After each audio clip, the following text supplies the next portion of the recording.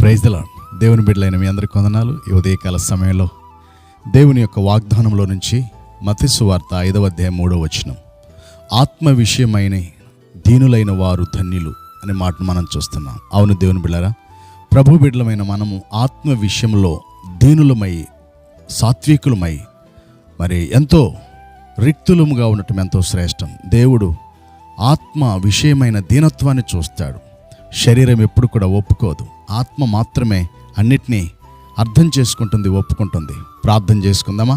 పరిశుద్ధుడైన తండ్రి, నీకు స్తోత్రాలు. అవునయ్యా, ఆత్మ విషయమైన దీనులైన వారు ధన్యులు అని మీరు సెలవిస్తూ వచ్చినారు. ఈ దినం మేమందరం కూడా ఆత్మ విషయాల్లో దీనులమై ఎదిగి వదిగి వర్ధిల్లే భాగ్యము దయచేయండి. దేశ విదేశాల్లో చూస్తున్న నీ కుమారులు కుమార్తెలను, కుటుంబాలను, బిడ్డలందరి జీవితంలో, ఆత్మీయ జీవితంలో, కుటుంబ జీవితంలో, సంఘ జీవితంలో అన్ని విషయాల్లో దీనులమై నీ కొరకు జీవించే భాగ్యం దయచేయమని యేసయ్య పరిశుద్ధ నామములో వేడుకుంటున్నాను.